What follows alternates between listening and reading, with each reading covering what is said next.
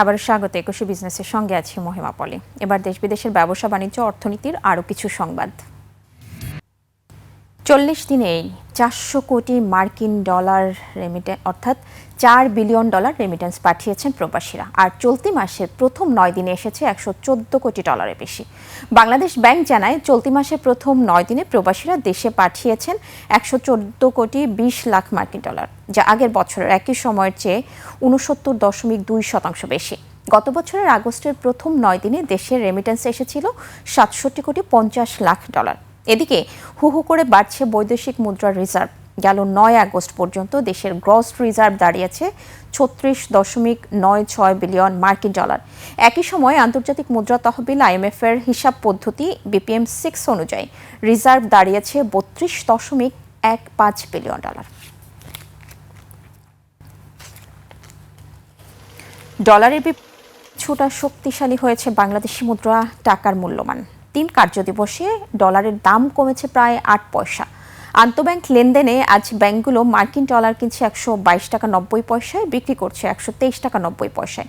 British পাউন্ডের ক্রয় মূল্য 164 টাকা 56 পয়সা এবং বিক্রয় মূল্য 171 টাকা 91 পয়সা। ইউরোর ক্রয় মূল্য 142 টাকা 47 পয়সা, বিক্রি হচ্ছে 146 টাকা 75 পয়সায়। জাপানি ইয়েন ক্রয় হচ্ছে 73 পয়সায় আর বিক্রি হচ্ছে 81 পয়সায়। এদিকে ব্যাংকগুলো কানাডিয়ান ডলার কিনছে 87 টাকা 81 পয়সায়, বিক্রি করছে 90 টাকা 78 পয়সায়। ভারতীয় রুপির ক্রয় মূল্য 1 টাকা 21 পয়সা, বিক্রি হচ্ছে 1 টাকা 38 পয়সায়। সৌদি রিয়ালের ক্রয় মূল্য 35 টাকা 62 পয়সা এবং বিক্রয় মূল্য 33 টাকা 39 পয়সা। মালয়েশিয়ান রিঙ্গিত ক্রয় হচ্ছে 29 টাকা 86 পয়সা এবং আন্তঃব্যাংকে বিক্রি হচ্ছে 30 টাকা 76 পয়সায়। বিতর্কিত 18 ক ধারা বাতিল করে ব্যাংক রেজুলেশন সংশোধন আইন 2026-এর চূড়ান্ত অনুমোদন দিয়েছে মন্ত্রিসভা। এর ফলে এস আলম গোষ্ঠীর মতো অনিয়ম ও লুটকারী উদ্যোক্তা ব্যবসায়ীরা আর ব্যাংকের মালিকানায় ফিরতে পারবেন না। বিতর্কিত এই ধারা বাদ দেওয়ার সিদ্ধান্তকে স্বাগত জানিয়ে আর্থিক খাত বিশ্লেষক আর অর্থনীতিবিদরা বলছেন, সরকারের এই পদক্ষেপ আর্থিক খাতে সুশাসন ও আমানতকারীদের আস্থা ফেরাতে বড় ভূমিকা রাখবে। সাদাত হাবিবি সেতুর রিপোর্ট।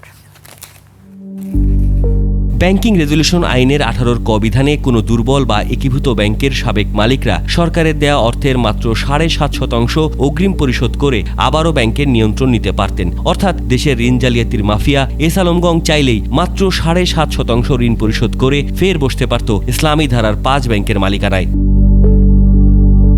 মূলত আমানতকারী ও বিনিয়োগকারীদের স্বার্থ সুরক্ষায় এবং সরকারের আর্থিক সংশ্লেষ হ্রাস করার অজুহাতে 18 ক ধারাটি সংযোজন করা হয়েছিল। তবে এতে পুরনো মালিকদের ফেরার সুযোগ থাকায় এই ধারাটি নিয়ে তীব্র সমালোচনা সৃষ্টি হয়। ফ্যাসিস্ট রেজিম তাকে সর্বাত্মক সহযোগিতা করেছে, তার জন্য এই এস আলম সৃষ্টি হতে পেরেছে।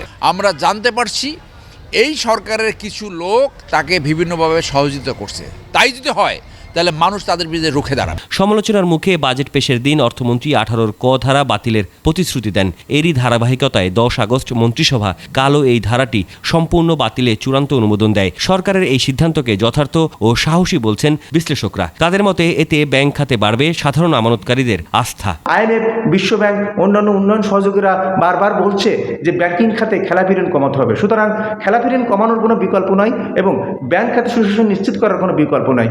এর অংশ হিসেবে সরকার যে আজকে 18 ক ধারা বাতিল করলো, এটা রাষ্ট্রের জন্য অনেক বড় একটা আশীর্বাদ হলো। এটা আসলেই একটি প্রশংসার দাবিদার, কেননা ব্যাংকিং এবং ফাইন্যান্সিয়াল সেক্টরের সঙ্গে নৈতিকতা ওতপ্রোতভাবে জড়িত।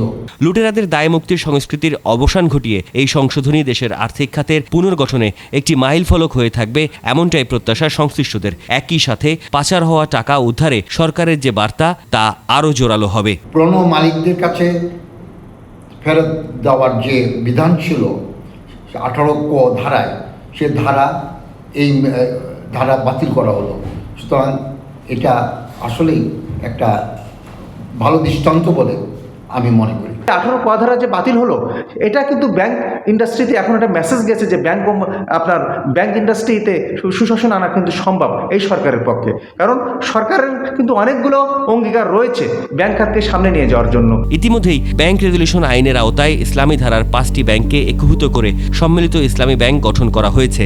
এই 5 ব্যাংকের মধ্যে 4টি এস আলম গোষ্ঠী এবং একটি ছিল নজরুল ইসলাম মজুমদারের নিয়ন্ত্রণাধীন। সাদাত হাবিবি সেতু, 21 টেলিভিশন, ঢাকা। বাংলাদেশি পোশাক কারখানার বকেয়া আদায় এবং ব্যবসায়িক কার্যক্রম স্বাভাবিক রাখতে যৌথ বিবৃতি দিয়েছে পোল্যান্ডের বিখ্যাত ব্র্যান্ড এলপিপি এবং পোশাক প্রস্তুতকারকদের সংগঠন বিজিএমএ। গত 30 জুলাই স্থগিত করা ক্রয়াদেশ পুনরায় চালুর ঘোষণা দিয়েছে ব্র্যান্ডটি। বিস্তারিত ডেস্ক রিপোর্টে। এফইএস রিটেইলের বকেয়া সংক্রান্ত জটিলতায় গত 30 জুলাই বাংলাদেশে কার্যক্রম স্থগিতের ঘোষণা দিয়েছিল এলপিপি। তবে মাত্র 10 দিনের ব্যবধানে কাটতে শুরু করেছে পোল্যান্ডের তৈরি পোশাক ব্র্যান্ড এলপিপিকে ঘিরে তৈরি হওয়া সংকট। এতে স্বস্তি ফিরছে দেশের তৈরি পোশাক খাতে। বিজিএমএ নেতাদের সাথে সফল বৈঠকের পর এলপিপি সেই সিদ্ধান্ত প্রত্যাহার করে যৌথ বিবৃতি দিয়েছে। বিবৃতি অনুসারে হয়, রাশিয়ার ওই প্রতিষ্ঠানের কাছে বাংলাদেশের প্রায় 40টি রপ্তানিকারক প্রতিষ্ঠানের আটকে থাকা প্রায় 40 মিলিয়ন বা $4 কোটি বকেয়া অর্থ আদায়ে এলপিপি সব ধরনের সহযোগিতা করবে। বাংলাদেশে এলপিপির সরবরাহ চেইনে যুক্ত রয়েছে প্রায় 350 কারখানা। এই সিদ্ধান্তের ফলে হাজারো শ্রমিকের কর্মসংস্থান ও নিয়মিত বেতন ভাতা পাওয়ার বিষয়টি নিশ্চিত হলো। এ নিয়ে বিভ্রান্তিকর প্রচার এড়ানোর আহ্বান জানিয়েছে বিজিএমএ। মহিমা পলি, ডেস্ক রিপোর্ট, 21 টেলিভিশন। এদিকে আন্তর্জাতিক বাজারে কমেছে স্বর্ণের দাম। প্রতি আউন্স স্বর্ণ বিক্রি হচ্ছে $4,359 আর আগের দিনের চেয়ে $31.93 কম। কমেছে রূপার দামও। প্রতি আউন্স রূপা বিক্রি হচ্ছে $64.40, যা আগের কার্যদিবসের তুলনায় $1.33 কম। এখন জানিয়ে দিচ্ছে আন্তর্জাতিক বাজারে জ্বালানি তেলের মূল্য পরিস্থিতি। বিশ্ব বাজারে জ্বালানি তেলের দাম বেড়েছে। অক্টোবর 2026 সরবরাহ চুক্তিতে ক্রুড অয়েল ব্রেন্ট ব্যারেল প্রতি বিক্রি হচ্ছে $89.45, যা আগের দিনের চেয়ে প্রতি ব্যারেলে $1.73 বেশি। এবার এশিয়ার প্রধান শেয়ার বাজারের খবর। সূচকের মিশ্র প্রবণতা দেখা যাচ্ছে এশিয়ার বেশিরভাগ পুঁজিবাজারে। জাপানি শেয়ার বাজার নিকি সূচক 1363 পয়েন্ট বেড়ে দাঁড়িয়েছে 66,970 পয়েন্টে। কমেছে হংকংয়ের শেয়ার বাজার। হ্যাংসেং এর সূচক 213 পয়েন্ট কমে অবস্থান করছে 25,723 পয়েন্টে। বেড়েছে সিঙ্গাপুর এসটিআই সূচক, এটি 28 পয়েন্ট বেড়ে অবস্থান করছে 5,726 পয়েন্টে। চীনের শেয়ার বাজার সাংহাই কম্পোজিট ইন্ডেক্স অবস্থান করছে 3,943 পয়েন্টে, যা আগের দিনের চেয়ে 23 পয়েন্ট কম। বোম্বের সেন্সেক্স 30 ইন্ডেক্সকে দেখা যাচ্ছে নিম্নমুখী প্রবণতায়। সেন্সেক্সের সূচক 430 পয়েন্ট কমে অবস্থান করছে 78,111 পয়েন্টে। কমেছে থাইল্যান্ডের থাই স্টক এক্সচেঞ্জের সূচক, এটি 4 পয়েন্ট কমে অবস্থান করছে 1,619 পয়েন্টে।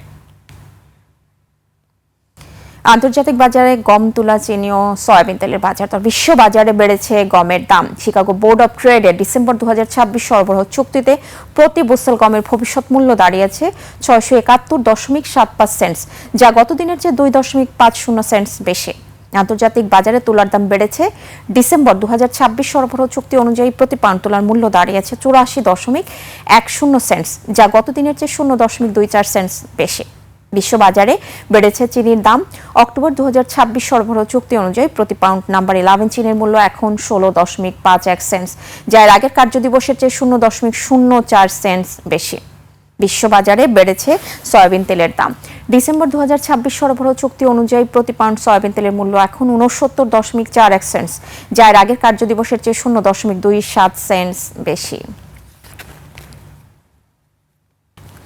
এরই সঙ্গে শেষ করছি আজকের 21 বিজনেস। আগামীকাল দুপুর 1টায় আবারও ফিরে আসবে 21 বিজনেসের নিয়মিত সব আয়োজন নিয়ে। দেখার আমন্ত্রণ রইল। 21-এর সাথেই থাকুন।